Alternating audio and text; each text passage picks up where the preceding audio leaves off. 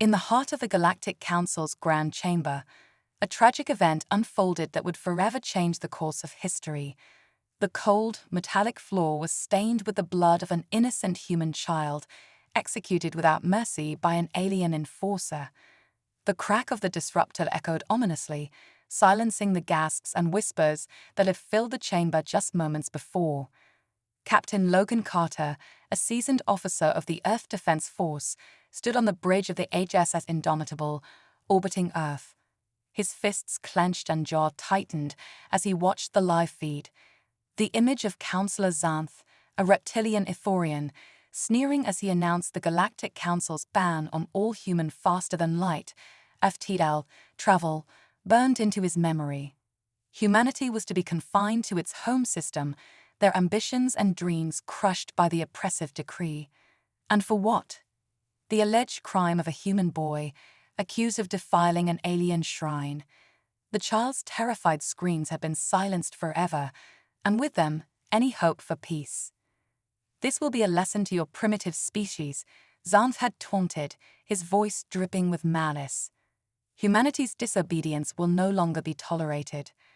As the feed cut off, a heavy silence settled over the bridge. Captain Carter's voice, a barely audible whisper, broke through the tension. They killed a child. Commander Hawkins, his trusted second-in-command, gripped the rail beside him, his knuckles white. "What are your orders, sir?" Logan's eyes, once filled with the warmth of camaraderie, now burned with a cold, unyielding fury. He turned to his crew, his voice firm and resolute. "Signal the fleet. Power up the Nova cannons. Prepare for an FTL jump straight to the Galactic Council's headquarters." This was the day humanity had long feared, yet secretly prepared for, a day when the aliens would reveal their true nature, crossing a line from which there was no return. The day had come to make the Galactic Council pay in blood for their betrayal and to unleash the full might of Earth's most formidable warships, vessels hidden away for centuries, waiting for this very moment. Deep within the Rocky Mountains, the earth trembled as ancient stone parted to reveal the concealed entrance to a forgotten facility. Logan Carter, flanked by his highest-ranking officers, descended into the depths. The corridor was cold and dark, the flickering fluorescent lights casting long shadows on the walls. As they approached the end of the tunnel, a massive blast door loomed before them, its surface etched with the scars of time. Logan stepped forward, placing his hand on the biometric scanner. The door groaned and slowly began to open, revealing a cavernous underground hangar shrouded in darkness. With a flick of a switch, floodlights bathed the space in a harsh, white light, illuminating rows upon rows of warships. The officers gasped in awe. These were not the ships they had trained on or seen in service. Their hulls gleamed with an iridescent sheen, and their sleek, angular designs hinted at capabilities far beyond anything the Galactic Council had ever encountered. "Behold the Sigma fleet," Logan announced, his voice echoing through the hangar. Built in secret during the early days of human space exploration, hidden away as a last resort, the Council thought they could confine us to Earth, but they had no idea of the ace we had up our sleeve. Commander Hawkins approached one of the vessels, his fingers tracing the contours of its hull. "I thought the Sigma fleet was just a myth," he murmured, his voice filled with reverence. Logan shook his head. "The Sigma fleet is very real, and it's time to show the galaxy what human ingenuity and determination can accomplish. The Council wants to keep us on Earth. Let's see how they handle us showing up at their doorstep with technology centuries ahead of their own." The officers exchanged determined glances, a steely resolve settling over them. They knew the path ahead would be fraught with danger, but they were ready. Together, they would remind the galaxy that humanity bowed to no one. This was a day that would go down in history, a day when the aggressors would be made to pay in blood, and the Sigma fleet would shake the very foundations of the galaxy. Logan strode towards the lead ship, his officers falling into step behind him. "Prepare for launch," he ordered, his voice carrying the weight of the responsibility he bore. "Today, we bring the fight to the Council's door. Today, they will learn the true cost of their betrayal." Light years away, Counselor Xanth reclined in his lavish quarters, oblivious to the storm that was about to be unleashed. As he sipped a potent, glowing liquor, his thoughts were interrupted by the urgent beeping of a communication console. The face of his diminutive aide, Yik, appeared on the screen, the alien's normally grey skin flushed with anxiety. "Counselor," Yik stammered, "our long-range sensors have detected a large fleet of unknown vessels entering our system at high speed." Xanth waved a dismissive hand, his many rings glinting in the ambient light. "Send a patrol to intercept them. Probably just some upstart race trying to make a name for themselves." But Yik's voice tightened with barely suppressed panic. "Sir, the patrol is already gone. They were destroyed the moment they entered weapons range of the unknown ships. We didn't even have time to get a visual on what attacked them." Xanth sat up, his drink forgotten as dread clawed at his insides. "What? How is that possible? What kind of weapons are they using?" His fingers flew over the controls, bringing up a holographic star map of the Oran system. Red dots representing the enemy fleet hurtled towards the central blue orb that marked the Oran homeworld. The sheer number of ships and their speed filled Xanth with a growing sense of dread. "By the gods," he whispered, "there are hundreds of them. How could an unknown race possibly have a fleet that size without us knowing about it?" As the implications of what was unfolding became clear, Xanth's voice grew deathly calm. "Yik," he ordered, "tell me everything you can about the configuration and capabilities of those ships. Leave nothing out." What Yik reported was even more terrifying than Xanth had feared. The ships were sleek and deadly, their hulls composed of an iridescent alloy that defied scans. They moved with impossible grace and speed, and their weapons, plasma cannons, missiles, and energy beams, cut through the Council's ships as if they were made of paper. But it was the symbol emblazoned on the prows of the enemy ships that truly sent a chill down Xanth's spine. A symbol feared across the galaxy, whispered in legends, the mark of the Terran Dominion. Humanity had returned, and they were not coming as diplomats or explorers. They were coming as conquerors, wielding technology beyond the galaxy's wildest nightmares. Xanth stumbled back from the display, his heart hammering in his chest. The memory of the human child's execution flashed before his eyes, the catalyst for this invasion. He had gravely miscalculated, and now his people would pay the price for his arrogance. As the Terran fleet drew closer, Xanth found himself wondering if there was any force in the universe that could stop the oncoming storm. Somehow, he doubted it. The final gambit. The combined human and Voran fleet hurtled out of hyperspace at the fringes of the Galactic Council's home system, the very heart of the galaxy's ruling power. Massive warships, stations, and defense platforms hung in the void, their weapons bristling, waiting to unleash devastation on any who dared to challenge the Council. The indomitable Earth's flagship led the charge, its sleek, angular form cutting through the darkness like a blade. Captain Logan Carter stood on the bridge of the Indomitable, his eyes fixed on the view screen that displayed the Council's defensive armada. It was an impressive sight, an immense and overwhelming force that would have caused most to balk. But not Logan. He knew that this battle would not be won by sheer force, but by cunning, by striking at the right moment, in the right way. "Commander Hawkins," Logan called, his voice steady. Commander Hawkins, his second-in-command, stepped forward, his face set with determination. "Yes, Captain." Logan turned to him, his expression unreadable. "Deploy the Ghost Squadron. Target their command vessels and take out their coordination. Without centralized command, their fleet will be disorganized and vulnerable." Hawkins nodded, relaying the orders through the fleet's communications system. The Ghost Squadron, the most elite and advanced fighters of the Sigma fleet, launched from their hangars, vanishing into the void as their cloaking systems engaged. They were the spearhead of Earth's final gambit. As the Ghost Squadron streaked toward the heart of the Council's defenses, Logan knew the stakes. This was a battle for survival, for freedom, for the right to exist without the Council's yoke around humanity's neck. The Council had already seen the power of Earth's warships, but now they would witness the ingenuity and precision of human tactics. The fleet began its advance, moving steadily toward the Council's defenses. The Voran ships, fierce and battle-hardened, formed the vanguard, their warriors eager to taste vengeance.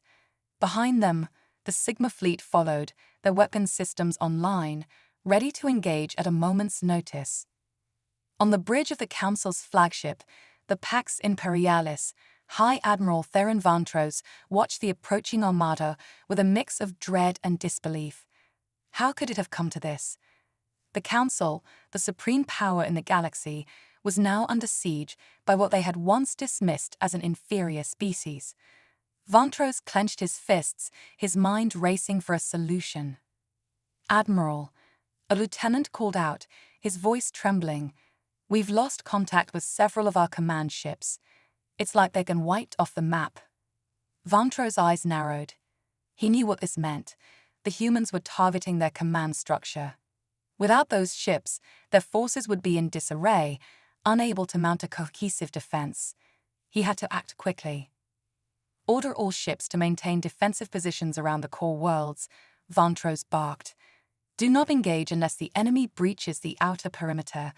We must protect the Council at all costs." The Council's fleet shifted into a tighter formation, the ship's massive guns trained on the advancing human and Voran armada. But despite their imposing presence, there was an air of uncertainty, a flicker of doubt that had never been there before. Logan watched the tactical display, seeing the Council's ships tighten their formation. A small smile played at the corners of his lips. They were afraid, and fear made them predictable. "All ships, prepare for Phase 2, Logan commanded, his voice carrying the weight of authority. "We're going to hit them where it hurts." As the command was given, the Sigma fleet began to spread out, taking positions on the flanks of the Voran vanguard. Their strategy was simple yet effective: encircle the Council's forces, forcing them into a defensive posture while the Ghost Squadron wreaked havoc on their command structure. In the darkness of space, the Ghost Squadron found their first target, a massive dreadnought that served as one of the Council's primary command vessels. With the precision that only years of training and cutting-edge technology could provide, the squadron opened fire, their plasma beams slicing through the dreadnought's shields and hull like a hot knife through butter. In moments, the ship was reduced to a drifting hulk, its command crew dead or incapacitated. Across the battlefield, similar scenes played out as the Ghost Squadron systematically dismantled the Council's command network.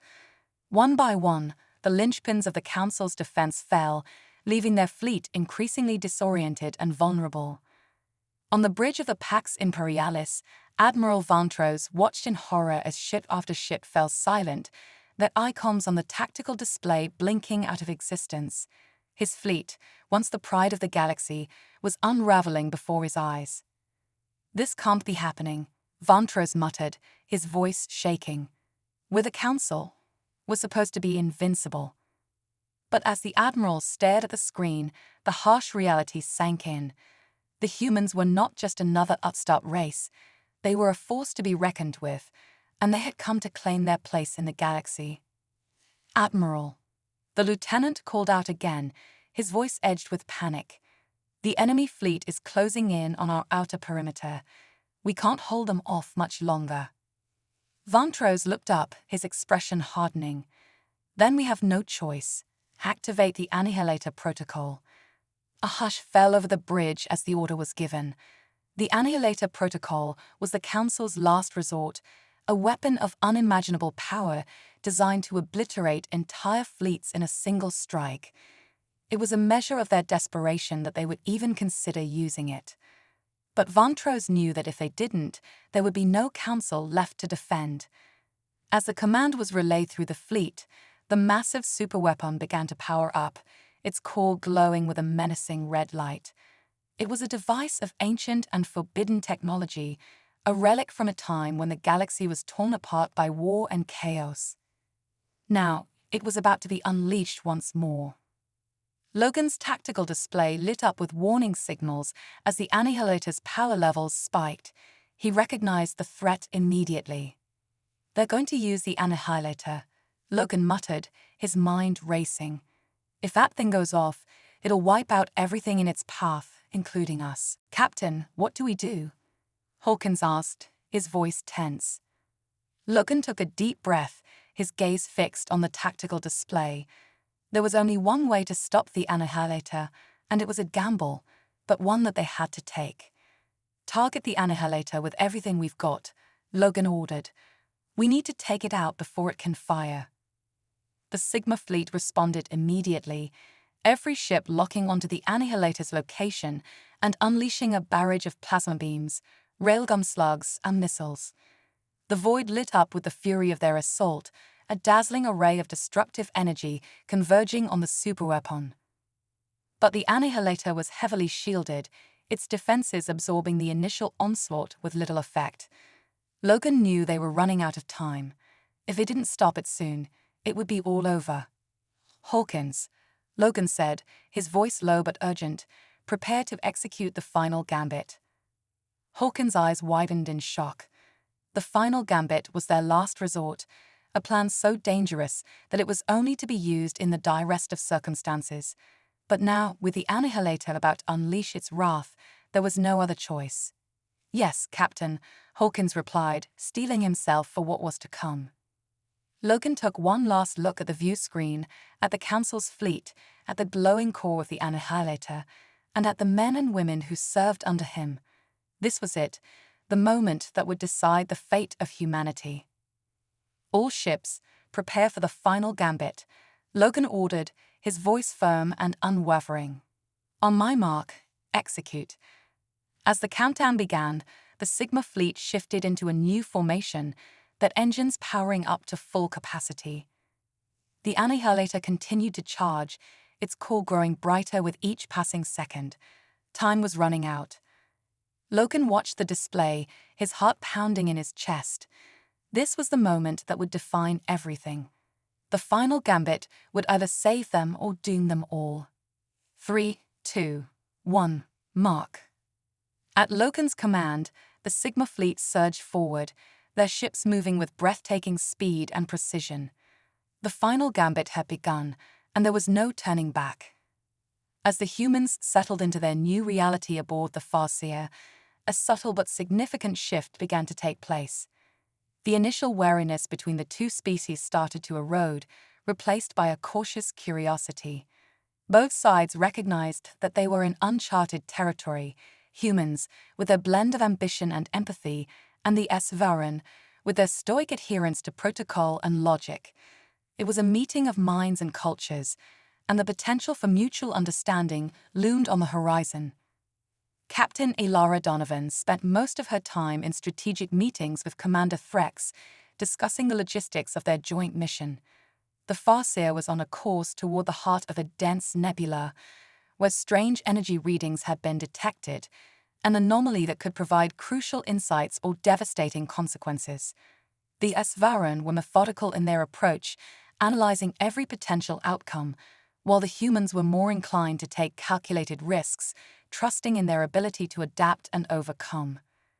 One evening, after another marathon session of planning, Ilara found herself on one of the observation decks, gazing out at the swirling clouds of the nebula. The colors were mesmerizing, a riot of purples, blues, and greens, shifting like a living tapestry. She wasn't alone for long. Threx joined her, his presence both commanding and oddly comforting. You find this view captivating, Threx observed, his voice a low rumble. Ilara nodded. It's beautiful. Dangerous too, but that's what makes it so fascinating. There's something almost alive about it. Threx tilted his head, his eyes narrowing as he considered her words. Your species often finds beauty in what others would deem hazardous. It's an intriguing trait, one that has served you well, it seems.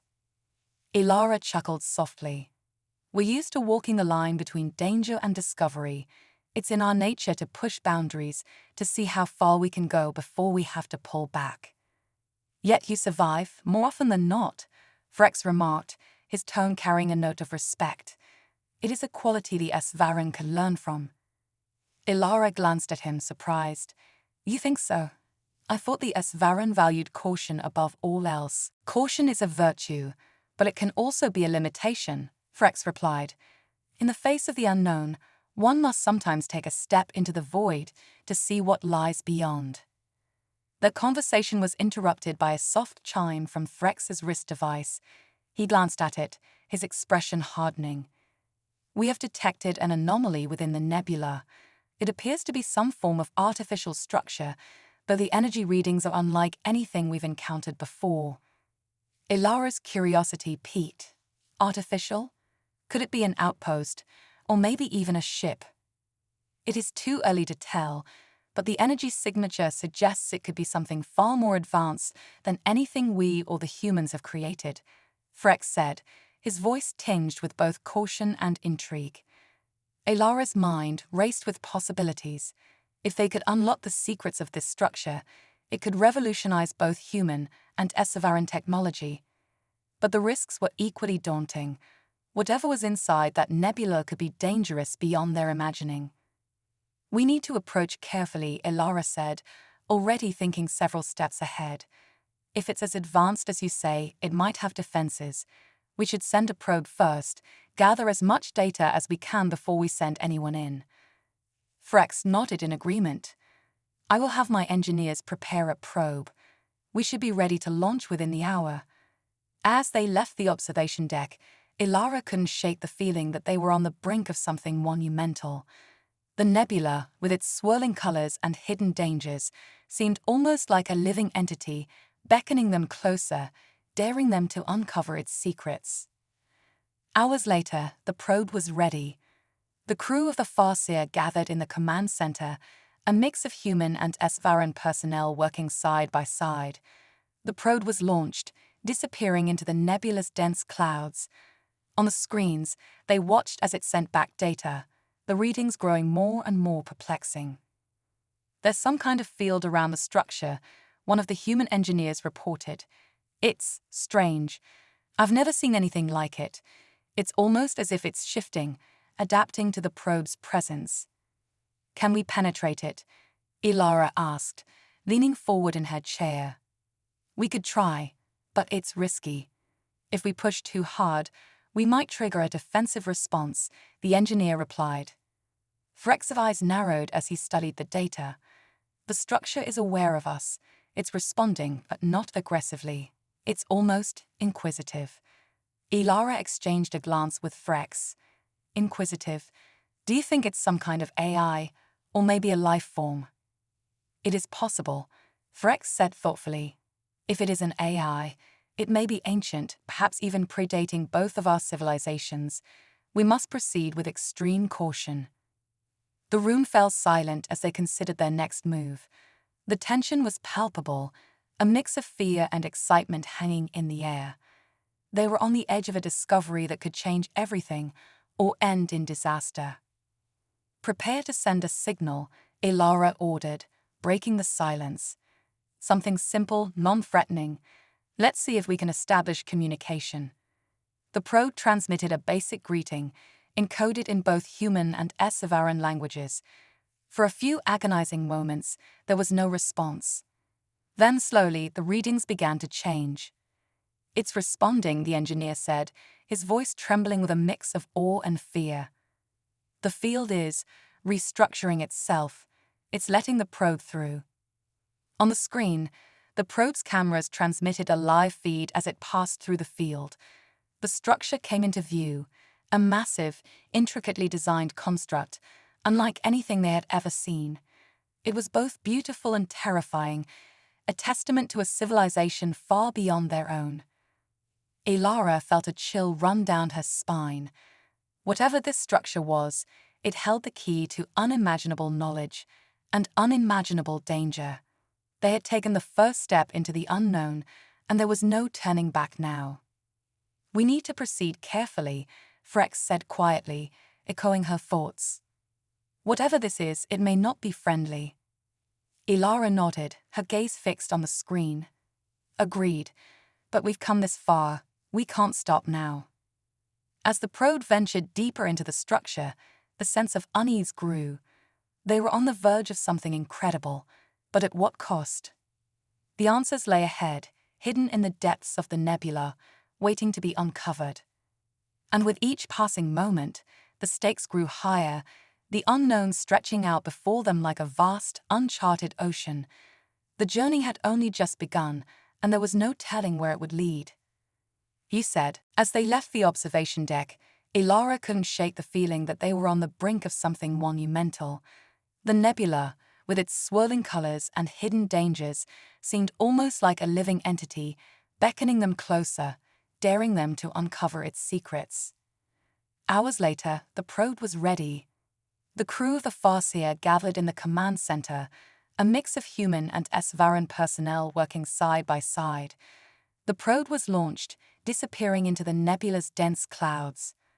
On the screens, they watched as it sent back data, the readings growing more and more perplexing.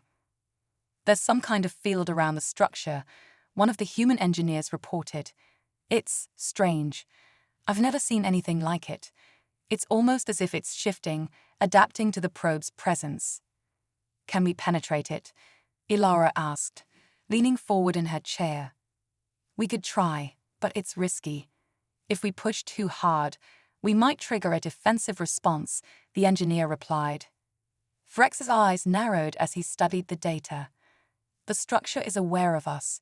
It's responding, but not aggressively. It's almost inquisitive." Ilara exchanged a glance with Frex. "Inquisitive. Do you think it's some kind of AI, or maybe a life form?" "It is possible," Frex said thoughtfully. "If it is an AI, it may be ancient, perhaps even predating both of our civilizations. We must proceed with extreme caution." The room fell silent as they considered their next move. The tension was palpable, a mix of fear and excitement hanging in the air. They were on the edge of a discovery that could change everything or end in disaster. "Prepare to send a signal," Ilara ordered, breaking the silence. "Something simple, non-threatening. Let's see if we can establish communication." The probe transmitted a basic greeting, encoded in both human and Esvaran languages. For a few agonizing moments, there was no response. Then slowly, the readings began to change. "It's responding," the engineer said, his voice trembling with a mix of awe and fear. "The field is restructuring itself. It's letting the probe through." On the screen, the probe's cameras transmitted a live feed as it passed through the field. The structure came into view, a massive, intricately designed construct, unlike anything they had ever seen. It was both beautiful and terrifying, a testament to a civilization far beyond their own. Ilara felt a chill run down her spine. Whatever this structure was, it held the key to unimaginable knowledge and unimaginable danger. They had taken the first step into the unknown, and there was no turning back now. "We need to proceed carefully," Frex said quietly, echoing her thoughts. "Whatever this is, it may not be friendly." Ilara nodded, her gaze fixed on the screen. "Agreed, but we've come this far. We can't stop now." As the probe ventured deeper into the structure, the sense of unease grew. They were on the verge of something incredible, but at what cost? The answers lay ahead, hidden in the depths of the nebula, waiting to be uncovered. And with each passing moment, the stakes grew higher, the unknown stretching out before them like a vast, uncharted ocean. The journey had only just begun, and there was no telling where it would lead. The atmosphere aboard the Farseer was tense as the probe delved deeper into the mysterious structure. The feed on the main screen revealed a labyrinth of corridors and chambers, each more intricate than the last. The walls were covered in strange symbols, patterns that seemed to shift and change as the probe passed by, as if the structure itself was alive and watching them. Captain Ilara Donovan stood at the center of the command room, her eyes fixed on the screen. The Esvaran crew members worked in silence, their usual stoicism replaced by a palpable sense of unease. Even Commander Frex, who was normally unflappable, seemed on edge. "What do you make of those symbols?"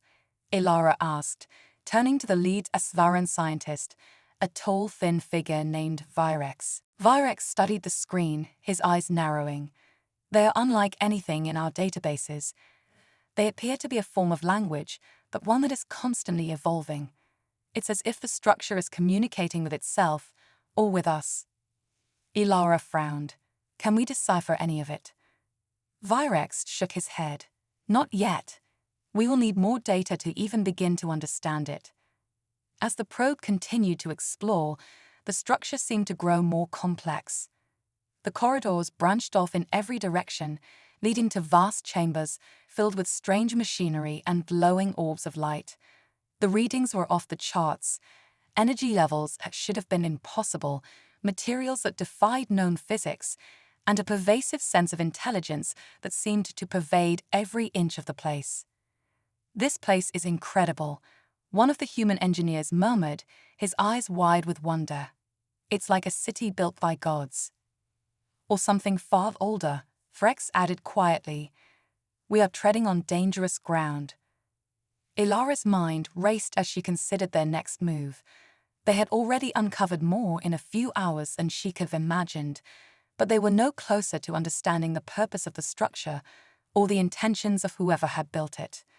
"Nothing organic, but there are faint energy signatures that could indicate artificial life forms," Virex replied. "It is possible that the structure is inhabited by some form of AI, or perhaps even non-corporeal entities." The thought sent a shiver down Ilara's spine. The idea of encountering an AI that had been operating for potentially thousands of years was both thrilling and terrifying. If it was hostile, they could be walking into a trap. But if it was benevolent, or at least neutral, it could be the key to unlocking technological advancements beyond their wildest dreams. "We should be cautious, but we can't let this opportunity slip away," Ilara said, making up her mind. "We need to send a team in. A small, highly skilled group that can gather more data and, if possible, make contact." Frex nodded in agreement. "I will select 2 of my best soldiers to accompany your team. They are trained for situations like this." Ilara appreciated the gesture. It was a sign of trust, one that hadn't come easily. She turned to Lieutenant Carter, one of her most trusted officers. "Carter, you're in charge. Choose 3 more from our side. We'll brief the team and prepare for the mission." Within the hour, the team was assembled in the hangar bay. Carter stood with 3 other humans, all of them experienced in both combat and exploration. The Esvaran soldiers, tall and imposing with their sleek armor, stood nearby, their expressions unreadable. Ilara and Frex joined them, the gravity of the moment clear on their faces. "Your mission is simple," Ilara began, addressing the team. "Gather as much information as you can. If you encounter any entities, AI or otherwise, proceed with caution. Do not engage unless absolutely necessary. Our primary goal is to understand what we're dealing with." "Expect the unexpected," Frex added. "This structure is unlike anything we've ever seen. Stay alert, and remember that retreat is always an option if things go wrong." Carter nodded, his expression serious. "Understood, Captain. We'll be careful." The team boarded a small shuttle, its sleek design optimized for stealth and maneuverability. As they launched from the Farseer and approached the structure, the tension in the air was palpable. The nebulous swirling colors seemed to close in around them, a beautiful but ominous backdrop to their mission. As the shuttle entered the structure, the team was greeted by the same strange symbols and patterns that the probe had encountered. The air inside was eerily still, and the only sound was the soft hum of the shuttle's engines. "Landing now," Carter reported, his voice calm despite the situation. The shuttle touched down in a large chamber, its floor covered in what appeared to be a metallic substance that shifted and rippled like liquid under their feet. The team disembarked, their weapons at the ready but held low. The chamber was vast, the ceiling lost in shadows. The walls were lined with the same glowing orbs the probe had seen, casting an otherworldly light over the scene. "This place is unreal," one of the humans whispered, his voice barely audible. "Stay focused," Carter replied, his tone firm but understanding. "We need to find out what this place is and who, or what, built it." They moved cautiously through the chamber, their footsteps echoing softly. As they approached one of the orbs, it flickered, and a soft hum filled the air. The symbols on the walls began to shift more rapidly, as if responding to their presence. "Something's happening," one of the Svaran soldiers said, his voice tight with anticipation. Suddenly, the orb nearest to them flared with light, and a beam shot out, scanning the team from head to toe. For a tense moment, they stood frozen, unsure of what would happen next. Then, as quickly as it had begun, the scan ended, and the orb dimmed once more. The symbols on the walls slowed their movement, settling into a new pattern. "It's like it's reading us," Carter said, his brow furrowed in thought. "But why?" "Perhaps it is assessing our intentions," one of the Svaran soldiers suggested, "determining if we are a threat." Before they could ponder this further, a soft, melodic tone echoed through the chamber. It was unlike anything they had ever heard, a sound that seemed to resonate deep within their minds. The symbols on the walls began to pulse in time with the tone, forming what looked like a pathway leading deeper into the structure. "It's guiding us," Carter realized. But to what? The team exchanged uneasy glances. They had come to gather information, but now it seemed the structure was inviting them to go further, to delve into its deepest secrets. It was an invitation they couldn't refuse, but one that could lead them into unimaginable danger. "Let's follow the path," Carter decided. "Stay close and be ready for anything." As they ventured deeper into the structure, the path grew narrower, the walls closer. The air seemed to hum with energy, and the symbols on the walls pulsed faster, as if eager to show them what lay ahead. Finally, they reached a large circular chamber. In the center stood a massive crystalline structure, its facets glowing with a soft inner light. It was beautiful yet ominous, and it radiated a sense of power that made the hairs on the back of their necks stand on end. "What is that?" one of the humans whispered, awe and fear in their voice. Before anyone could answer, the crystalline structure began to pulse with light and a voice. A deep, resonant tone filled the chamber. "Welcome, travelers. You have entered the domain of the Ascendants. Your presence here is unexpected, but not unwelcome. We have much to discuss." The team stood frozen, their hearts pounding. The voice was not hostile, but it was far from friendly. It was ancient, powerful, and filled with a knowledge that they could barely comprehend. Carter took a deep breath, stepping forward. "We come in peace," he said, his voice steady despite the situation. "We seek to learn and to understand. Who are you? And why have you brought us here?" "Any signs of life?" she asked, her voice tense. The crystalline structure pulsed again, and the voice responded, its tone cryptic and profound. "We are the Ascendants, the guardians of knowledge and the keepers of the ancient ways. You have ventured into our domain, and now you stand at the threshold of understanding. But be warned, the path ahead is fraught with peril. Only those who prove themselves worthy may unlock the secrets of the universe." The chamber fell silent, the weight of the words hanging in the air. The team knew they had crossed a line, entering a realm that was beyond anything they had ever encountered.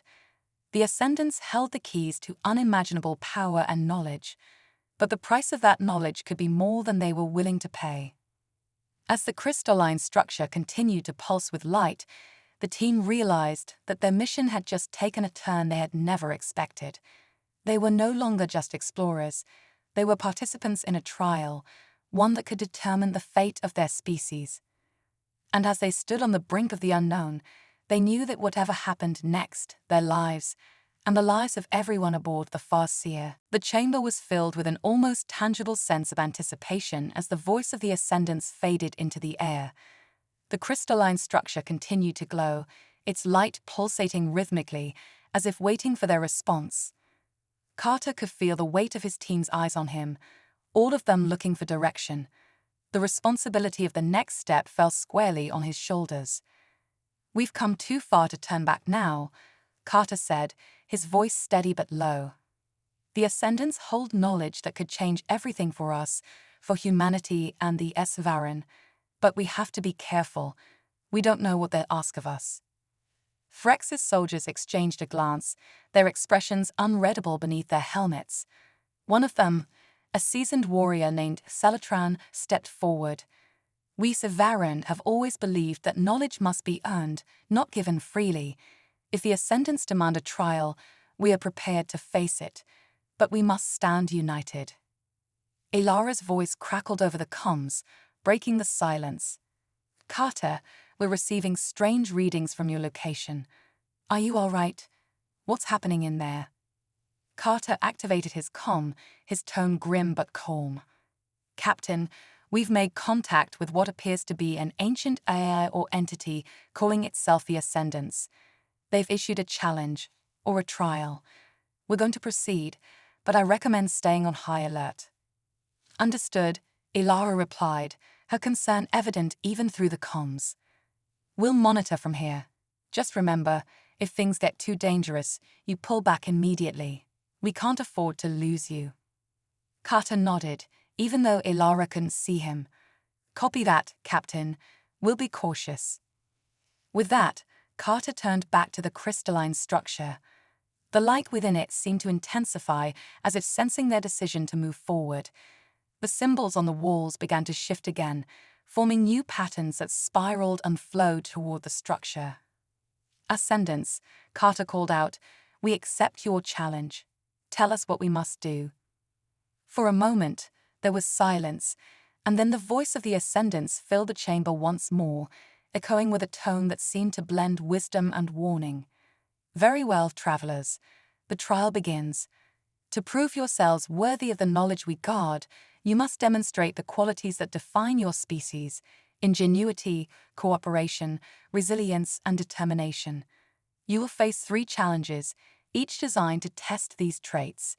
Succeed, and the secrets of the universe will be within your grasp. Fail, and you will not leave this place. Carter's heart pounded, but he kept his voice steady. We're ready. The crystalline structure emitted a flash of light, and the chamber around them began to shift. The walls rippled, and the floor beneath them seemed to dissolve, replaced by a vast expanse of darkness. The team was no longer in the chamber, but in a void filled with stars, an endless, silent universe. First, you must find your way through the darkness, the voice of the Ascendants said, the sound coming from everywhere and nowhere at once. You are lost in the infinite, but the light of your mind will guide you. The team looked around, the weightlessness of the void disorienting. There was no ground, no horizon, just the vastness of space.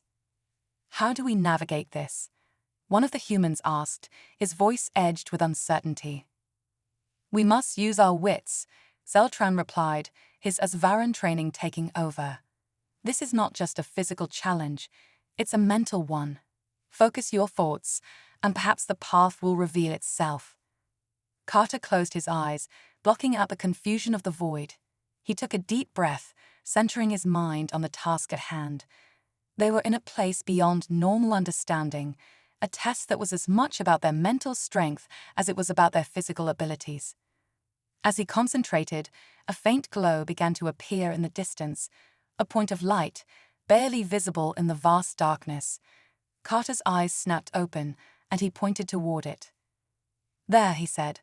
That's our way forward. The team moved toward the light, the void around them seemingly endless. The light grew stronger as they approached, but it wasn't a simple path. The stars seemed to twist and turn, the space around them warping as if trying to throw them off course. Stay together, Carter urged. We can't afford to get separated. As dawn broke over the harsh landscape, Carter and his team emerged from the cave, their breath visible in the cold morning air. The heat of the day had not yet arrived, giving them a brief window of relative comfort. They knew this was their last chance to prepare for whatever the final trial might throw at them. The sky was a deep, cloudless blue, and the distant structures they had seen the day before loomed closer now. Their shapes were more distinct, revealing that they were not natural formations but ancient, colossal machines, half buried in the cracked earth. "We should head toward those structures," Carter said, pointing toward the nearest one. "They might hold the key to the next part of the trial." The group set off, moving swiftly but cautiously across the barren land. The ground beneath their feet was rough, and the oppressive heat began to return with the rising sun. They were rationing their water carefully, aware that it wouldn't last forever. As they approached the first of the colossal machines, its immense size became clear. The structure towered above them, its surface pockmarked and weathered by time. It hummed faintly with a low, resonant vibration, a reminder that it was still somehow functional. "Whatever this thing is, it's ancient," Celatran observed, his eyes scanning the machine. "But it's still active. It could be part of the Ascendant's technology." Carter stepped closer to the machine, placing a hand on its surface. The metal was warm to the touch, pulsing gently under his fingers as if it were alive. Suddenly, the Ascendant's voice echoed around them, the tone more urgent than before. "You have reached the final trial. To prove your worthiness, you must unlock the secrets of this machine. It is a relic of our kind, a tool of immense power. Use your ingenuity and cooperation to activate it, and you will gain the knowledge you seek. But be warned, failure will mean your end." Carter turned to the team, his mind racing. "We need to figure out how this thing works, and fast. Everyone, spread out and look for anything that might be a control panel or access point." The team fanned out, searching the massive machine for clues. Carter could feel the pressure building. This was the culmination of everything they had worked toward. The knowledge of the Ascendants, and perhaps the survival of humanity and the S-Varan, depended on their success. One of the S-Varan soldiers, Yaratek, called out from the other side of the structure. "Over here. I found something." Carter and the others rushed over to where Yaratek was standing. She had discovered a recessed panel in the side of the machine, covered in strange symbols that glowed faintly in the dim light. "It looks like some kind of interface," Yaratek said, examining the symbols. "But I can't make sense of the language." Elara's voice came over the comms again. "Carter, we've been monitoring the energy readings from that structure. Whatever you're doing, it's causing fluctuations that are off the charts. Be careful. This thing is powerful." "We'll do our best, Captain," Carter replied. He turned back to the panel, trying to decipher the symbols. "This might be a language, or it could be a code. Either way, we need to figure it out." Celatran stepped forward, his gaze intense. The S-Varan have encountered similar ancient technology before, though never on this scale.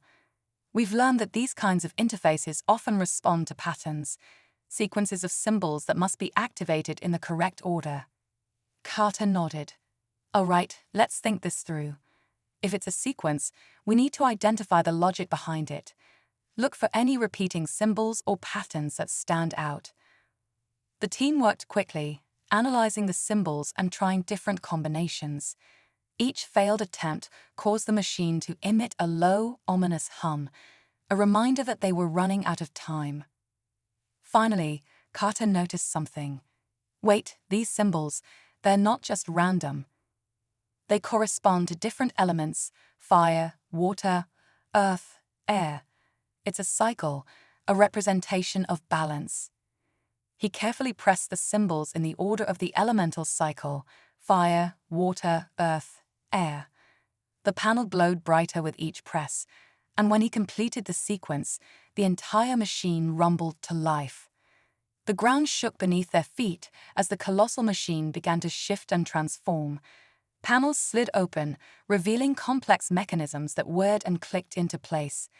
The structure emitted a deep, resonant hum that seemed to vibrate through the very air around them. The S-Varan soldiers flanked the group, their movements precise and controlled. As they advanced, the light grew brighter, but so did the challenges.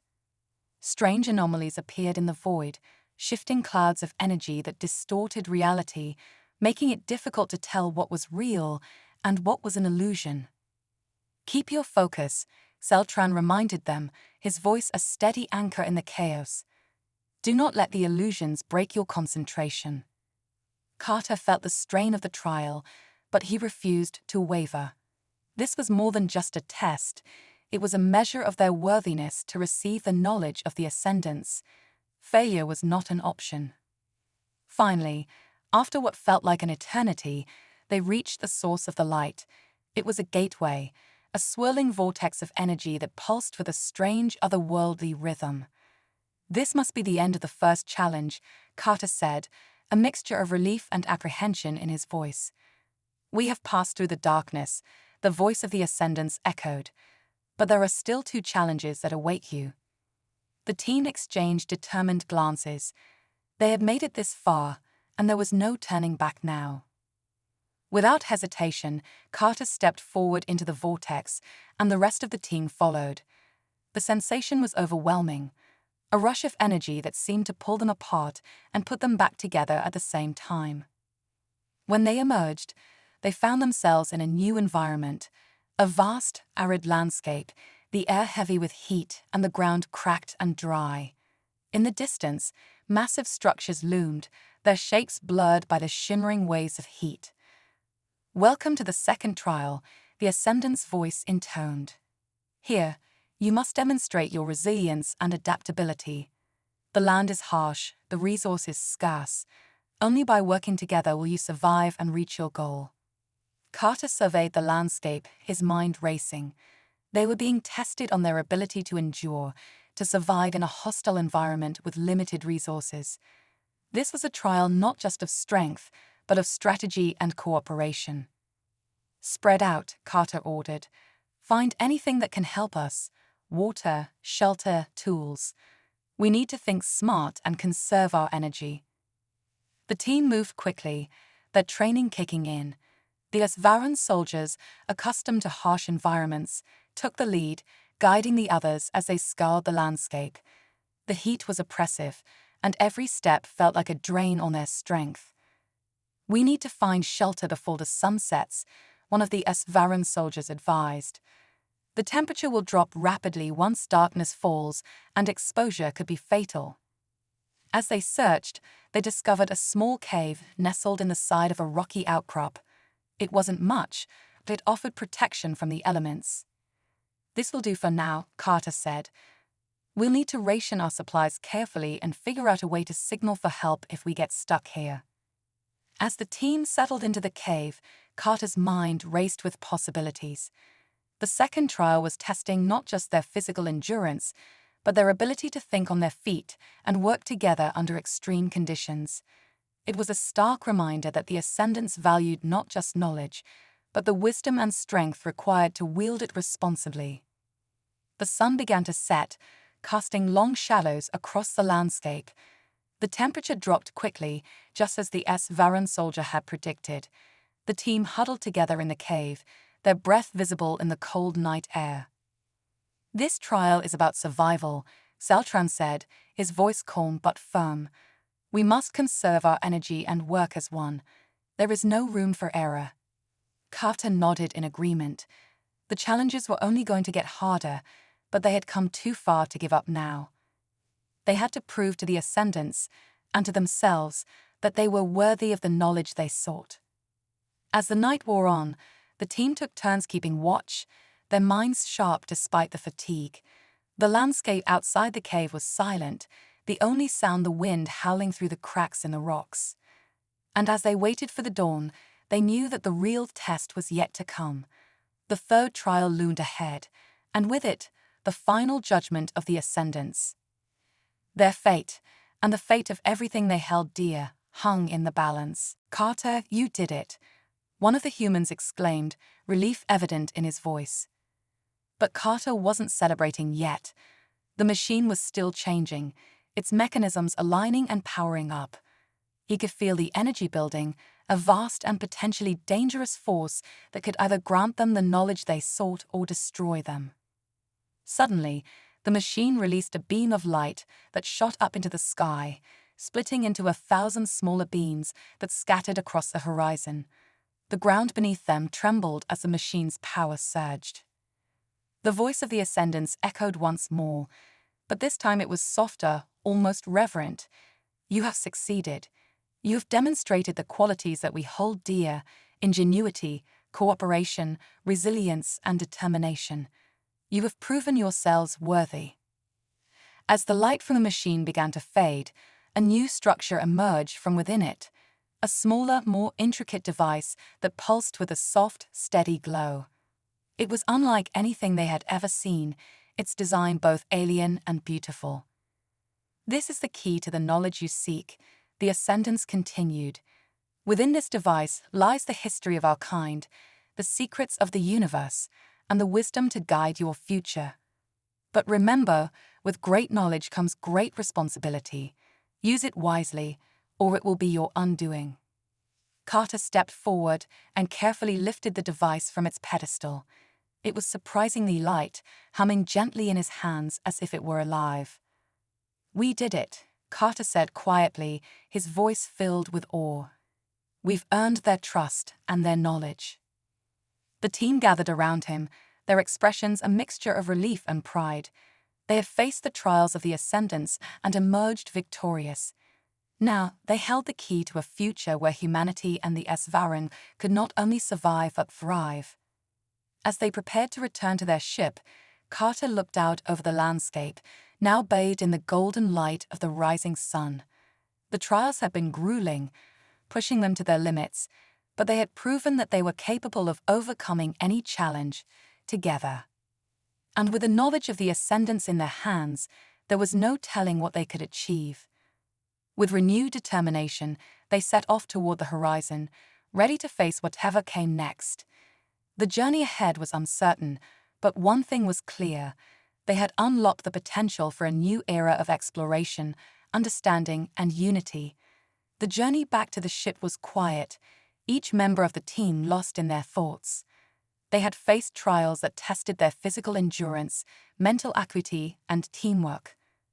Now, with the Ascendant's device in their possession, they felt the weight of responsibility settle on their shoulders. As they reached the edge of the valley where their ship was waiting, Carter paused, looking back at the towering machines behind them. The ancient structures stood as silent guardians, their purpose fulfilled. He wondered how long they had been there, waiting for someone worthy to unlock their secrets. "Captain, we're approaching the ship," Carter said into his comms. "Prepare for our return. We have what we came for." Ilara's voice crackled over the line. "Understood. We'll be ready to depart as soon as you are on board. I can't wait to see what you found." The team made their way up the ramp, exhaustion evident in their movements. But as they entered the ship, there was a palpable sense of accomplishment in the air. They had succeeded against incredible odds, and now they were returning with something that could change the course of history. Carter headed straight for the bridge, where Ilara was waiting. The Esvaran delegation followed closely behind, their curiosity barely contained. The device Carter carried seemed to pulse with life, its soft glow reflecting off the walls of the ship. Ilara's eyes widened as she saw the device. "Is that?"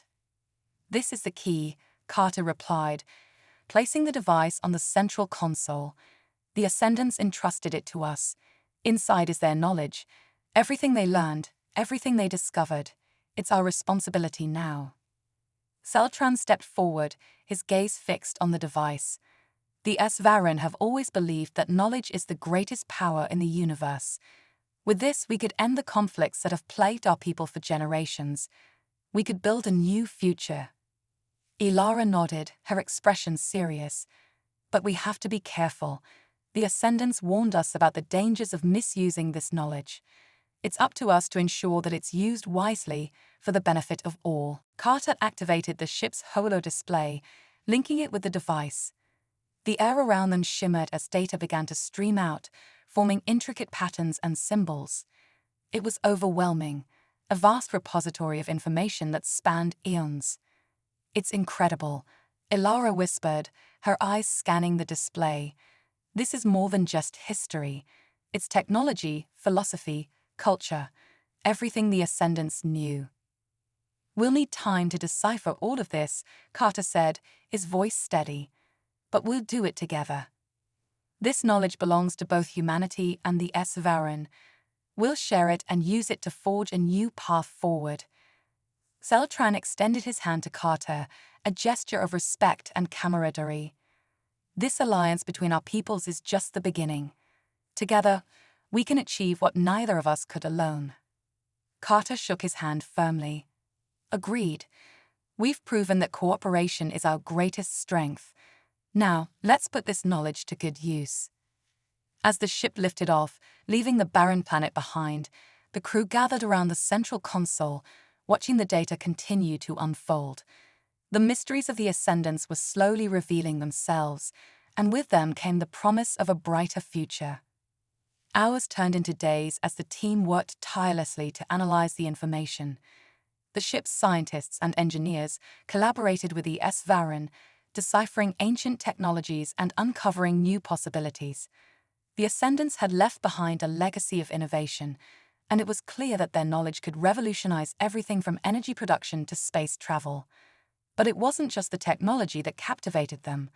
The Ascendants' philosophy, their approach to life and the universe, offered insights that resonated deeply with both humans and Sevaran. It was a reminder that progress was not just about what they could achieve, but how they chose to live and coexist. One evening, as the ship sailed through the vastness of space, Carter stood alone on the observation deck, gazing out at the stars. The weight of their discovery still pressed on him, but there was also a sense of hope. They had taken a monumental step forward, and the future was full of potential. Ilara joined him, her presence a comforting reminder that he wasn't alone in this journey. "It's a lot to take in, isn't it?" Carter nodded, his eyes never leaving the stars.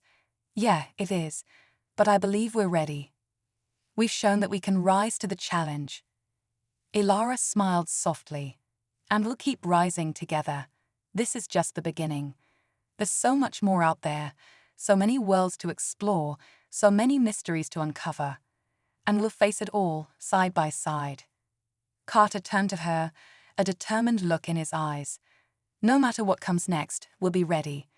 The Ascendants trusted us with their legacy, and we won't let them down." As the stars stretched out before them, the ship continued on its course, carrying the hopes and dreams of two civilizations united by a common purpose. The knowledge of the Ascendants was their guide, but it was the strength of their bond, the power of their shared vision, that would shape the future. And so, with the universe spread out before them, Carter and his crew embraced the unknown, confident that whatever challenges lay ahead, they would face them with courage, ingenuity, and an unbreakable determination to succeed. "You said."